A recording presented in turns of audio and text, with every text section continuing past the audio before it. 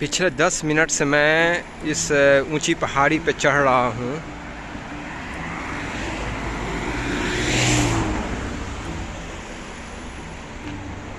और ऐसा लगता है, मुझे लगता है कि अभी 10 मिनट और चढ़ाई करनी पड़ेगी, क्योंकि यहाँ से अभी भी 1.5 किलोमीटर दूर है।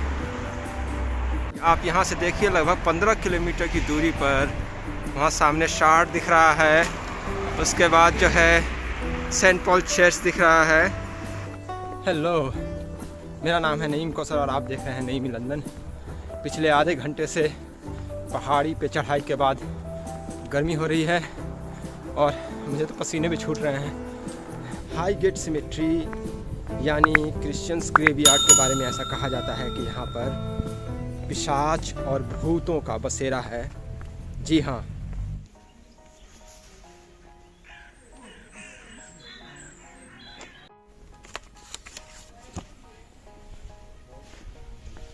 तो हम लोग आ चुके हैं हाईगेट सिमेट्री में और ये कुछ इम्पोर्टेंट ग्रेवयार्ड है यहाँ, जिसके बारे में मैं आपको आज बताऊंगा।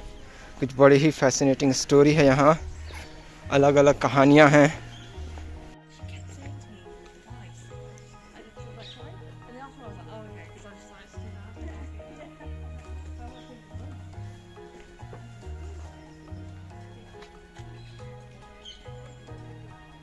मैं आ चुका हूँ अभी हाईगेट सिमेट्री में और ये एक क्रिश्चियंस ग्रेवयार्ड है।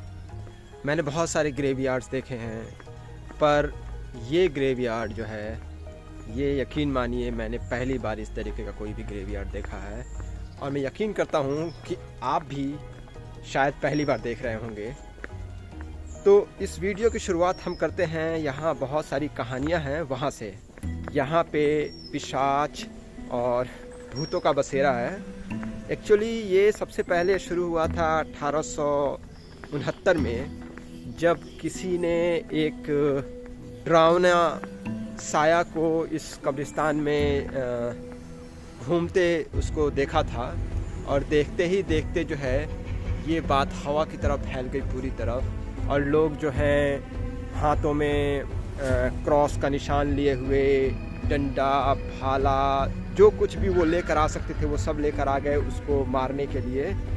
और सर्च करने के बाद जो है एक आदमी पकड़ाया जो कि अनऑथोराइज्ड वे में वो यहाँ पे कब्रों को देख रहा था या कब्रों को खोज रहा था।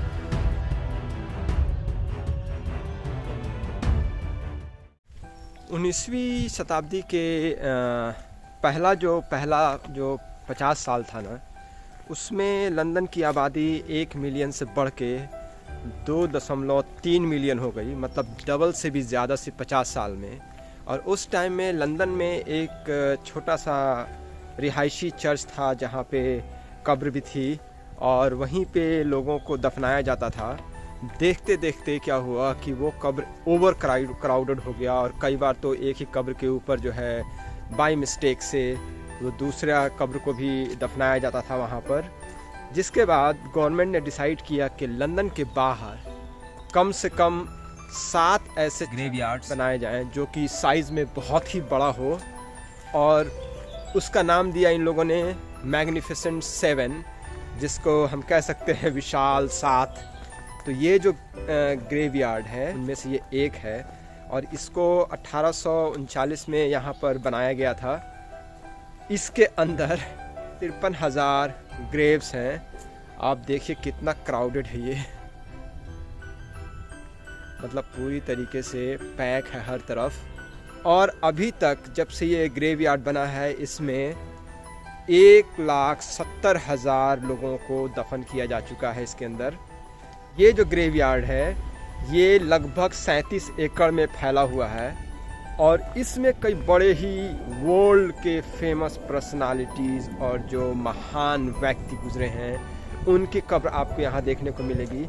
अगर महान व्यक्तियों की बात करें ना, तो यहाँ पे हैं कार्ल मार्क्स, जर्मन फिलोसोफर, शायद आप लोग जानते होंगे, मार्क्सवादी, और विश्व में इनका एक अपना नाम है। ये एक जर्मन फिलोसोफर थे और बहुत बड़े सोशल रिवोल्यूशनर भी थे। उसके अलावा माइकल फैराडे, हम लोगों ने स्कूल में पढ़ा है फैराडेज लॉज। फिज़िक्स में और केमिस्ट्री में। उसके अलावा जॉर्ज इलियट हैं, उनकी यहाँ पर है। ऐसे बहुत सारे विश्व के महान व्यक्ति हैं जिनकी कब्र आपको यहाँ देखने को मिलेगी। क्रिश्चियंस कब्र की बात करें ना तो वो कुछ इस तरीके से दिखता है जैसा कि आप यहाँ पर देख रहे हैं।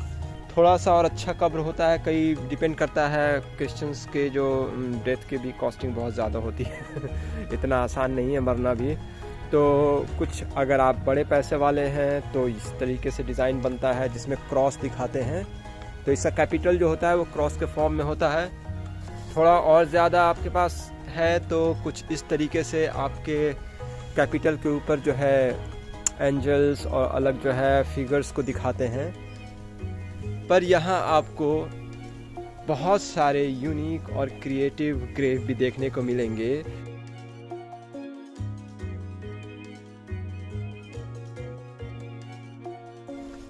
अभी हम लोग चल रहे हैं कार्ल मार्क्स के कब्र पे, और कहते हैं ना कि जब बड़ा आदमी कोई मरता है तो उनके जो आखिरी जो प्रोसेशन होता है उसमें बहुत ही भीड़ जमा होती है, बहुत भीड़ आती है, लोग जाते हैं उनको ट्रिब्यूट देने के लिए।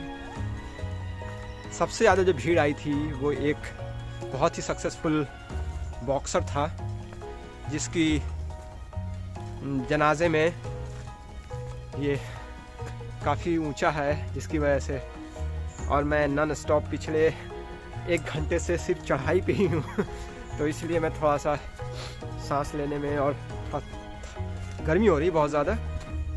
तो एनीवे, तो जो सबसे ज़्यादा भीड़ यहाँ आई थी वो एक सक्सेसफुल बॉक्सर था जिसकी मौत के टाइम में यहाँ पर लगभग 10,000 लोग जमा हुए थे। उसके ठीक उलट जो कार्ल मार्क्स थे वो भी बहुत ही मशहूर थे। जब उनकी मौत हुई थी तो उनके मौत के टाइम में यहाँ पर सिर्फ 11 लोग आए थे। ये देखिए हम आगे एक टी पॉइंट पे, और मैं कैमरा चेंज करके दिखाता हूँ कितना ऊंचा है ये देखिए कितना ऊंचा है। तो ये हम लोग पहुंच रहे हैं कार्ल मार्क्स के कब्र पे।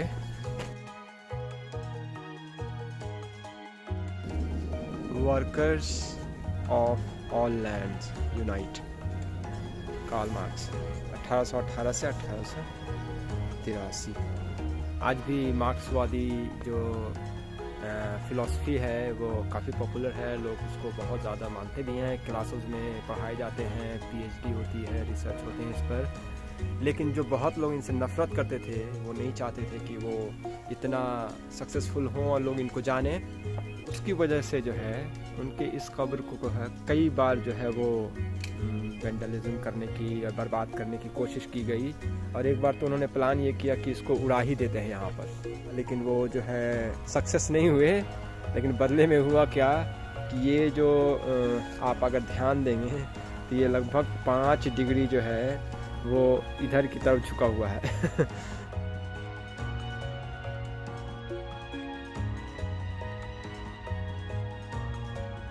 कई कब्र पर आपको जो है इस तरीके से फ्लावर ऑफरिंग और कैंडल जलाने के लिए जो है ये देखिए कितने तरह के कैंडल्स हैं यहाँ पर, होल्डर हैं, स्टैंड्स हैं, हैंगिंग्स हैं, और ये सारे यूज़ किए जाते हैं कब्र के ऊपर।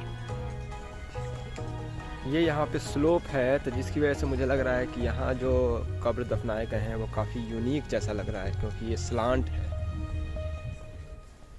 इन गोथिक स्टाइल के कब्र के बीच में मैं आपको एक पोस्ट मॉडर्न कब्र भी दिखाना चाहता हूँ, और आप जब उसको देखेंगे तो आप मान जाएंगे कि हाँ ये वाकई में काफ़ी यूनिक कब्र है।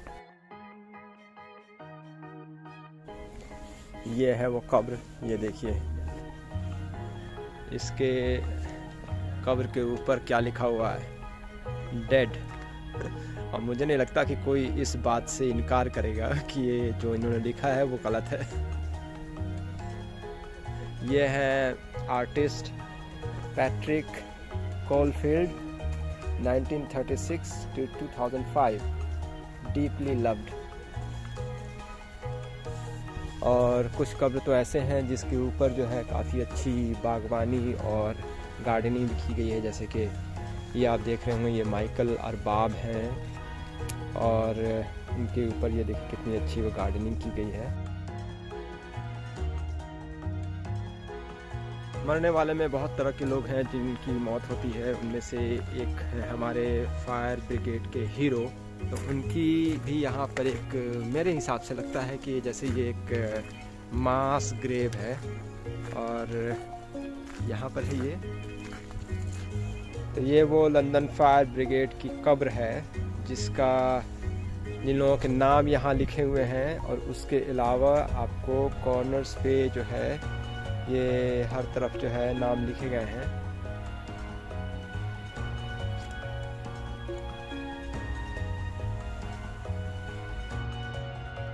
ये सारे नए ग्रेवयार्ड हैं, ग्रेव्स हैं। ये 2005 का है, ये 2016, 4 साल पहले का, ये 1985। तो इसकी डिज़ाइन आप देख रहे हैं काफ़ी जो है यूनिक और नया है, ये कोई गॉथिक स्टाइल का नहीं है। एक इसके पीछे आपको दिखा रहा हूँ, ये काफ़ी इंटरेस्टिंग है। ये देखिए, इसके ऊपर जो है ये पियानो का बना हुआ है।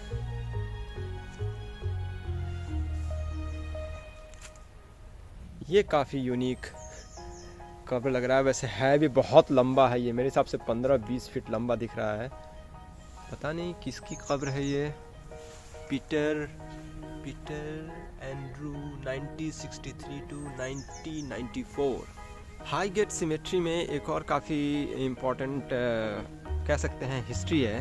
यहाँ पे बेसिकली 2 साइड है ग्रेवयार्ड का, एक तो ईस्ट है जहाँ इस टाइम मैं हूँ, और एक वेस्ट है। तो वेस्ट साइड में इन्होंने एक कैटाकॉम्ब जो ज़मीन के ऊपर जो कब्र बनाई जाती है, एक तरीके से बंकर समझ लीजिए, तो वो कब्रनुमा इन्होंने एक तैयार किया और उसमें जो है उन लोगों को दफनाते थे जिनको ज़मीन के ऊपर दफन होना है। हम सब जानते हैं कि जब हम डेड बॉडी दफनाते हैं तो उसके बाद से वो क्या होता है, डीके होता है, गलना शुरू हो जाता है, तो उससे क्या होता है, गैसेस निकलती हैं। गैसेस जो है बॉडी के लिए काफ़ी हार्मफुल है।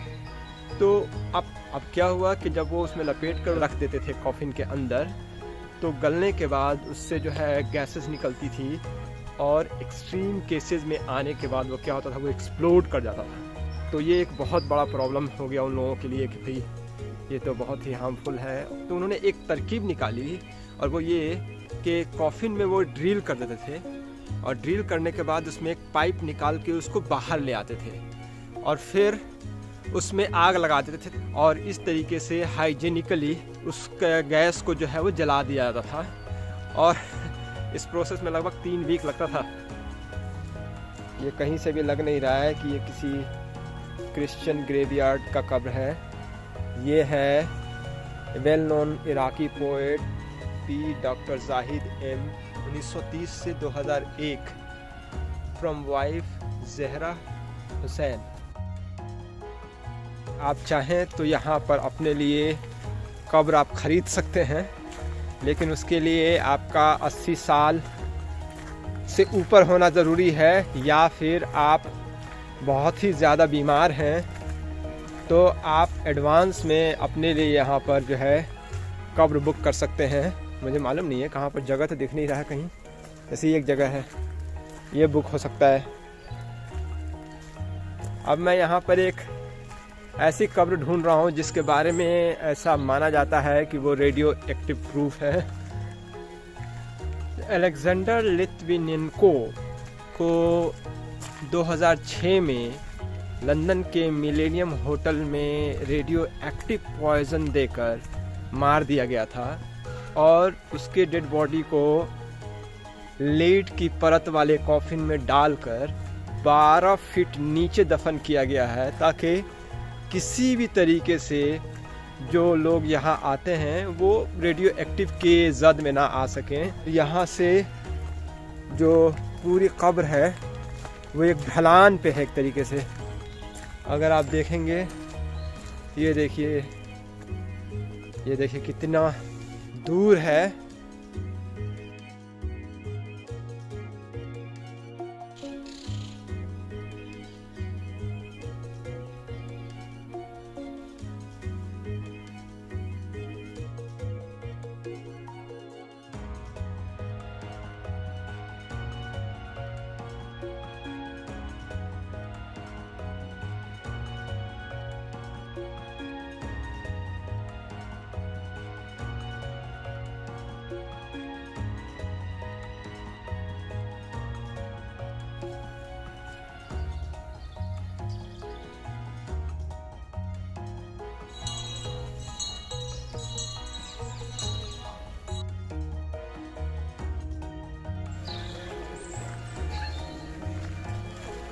तो हाईगेट सिमेट्री को घूमना मेरे लिए काफ़ी लर्निंग एक्सपीरियंस था, और मैंने कभी सोचा नहीं था कि इस तरह की कब्र भी होते होंगे, और ख़ास करके बड़े बड़े लोगों की कब्र देखना, जिनको आदमी पढ़ता है किताबों में, जिसके बारे में आदमी जानता है और सोचता है कि यार कैसे लोग रहे होंगे। तो उम्मीद करते हैं कि आपको ये मेरा वीडियो पसंद आया होगा और इन्फॉर्मेटिव भी लगा होगा। मैंने कोशिश की एक अलग लंदन आपको दिखाने की। अगर आपने अभी तक सब्सक्राइब नहीं किया है तो मेरे चैनल को आप सब्सक्राइब कीजिए। वीडियो पसंद आया है तो लाइक कीजिए, शेयर कीजिए। हम आपसे मिलते हैं एक और वीडियो में, तब तक के लिए शुक्रिया, शब ख़ैर, बाय बाय।